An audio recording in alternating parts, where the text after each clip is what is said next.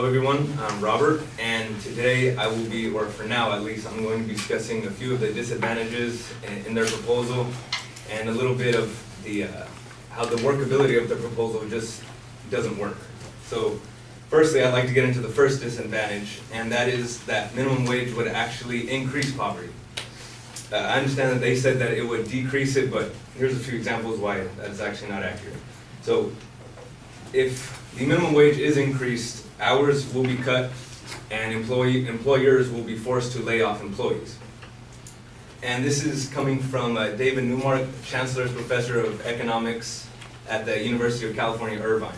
He said their hours and employment decline, and the combined effects of these changes is a declined earned income. So that's pretty straightforward.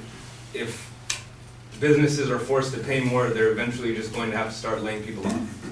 And this is another example is from James Shirk, who is a senior policy analyst in labor economics for the Heritage Foundation. He stated that estimates show that for each 10% increase in minimum wage, it reduces employment for workers by about 2%. So the change from $7.25 to $10 an hour is about a 40% increase. So if you do the math, that's about an 8% increase in unemployment. So that's not good if you're trying to decrease poverty. And the second is that higher wages will actually lead to less jobs available because a rise in price will lead to less products being sold. So according to George Reisman, professor of economics at Pepperdine University, he stated that higher wages, or the higher wages are, the higher costs of production are, the higher costs of production are, the higher prices are. And the higher prices are, the smaller quantity of goods and services are demanded, and the number of workers producing them will be lessened as well. So it's pretty much saying that the higher prices are, the higher employers are forced to pay their employees.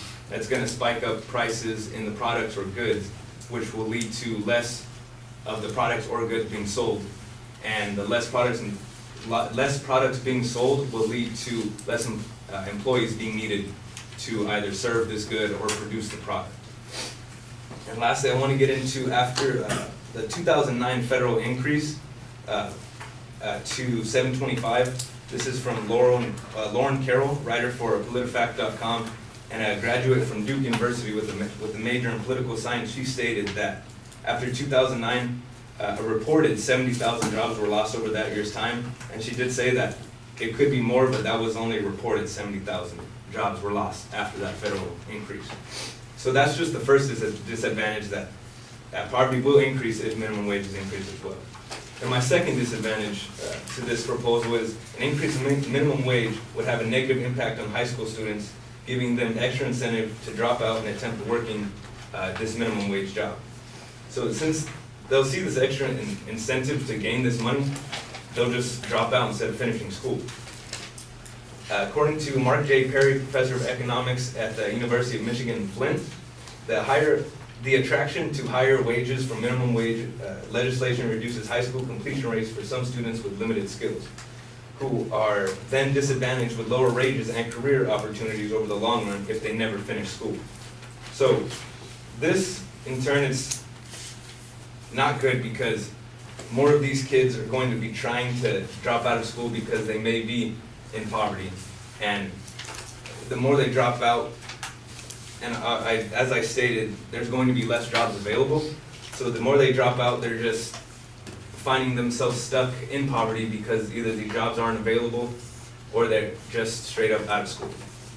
And some places will feel this a little more than others. According to National Center for Educational Statistics, a graph made in 2015, 26 states already allow students to drop out of high school before the age of 18. California, fortunately, is not one of those. We require students to be at least in school till 18. So some states will see more high school students dropping out because it's legal for them to do it at ages 16 and 17. And according to a 2003 study by economists David Newmark and William Weischer, students, or in states where teens can leave before 18, a 10% increase in minimum wage causes teenage school enrollment to decrease by 2%. So similar to the other numbers, this 40% increase can lead to a 6 to 8% dropout rate in high school students. And so, to my third claim, is more of a workability claim, that these families who are stuck in poverty because, not because they're working minimum wage jobs, it's because they're not employed at all. So according to James Shirk, again, he stated that most minimum wage workers are from the age of 16 to 24, and only 1 in 5 of them actually live under the poverty line. And that poverty line is pretty much $22,300 earned each year, and about 13.5% Americans live under that poverty line. But however, only 3.3% of those employees are actually employed by minimum wage jobs. So those numbers just don't correlate. The minimum wage being raised won't help that other 10% of people who are actually still stuck under poverty.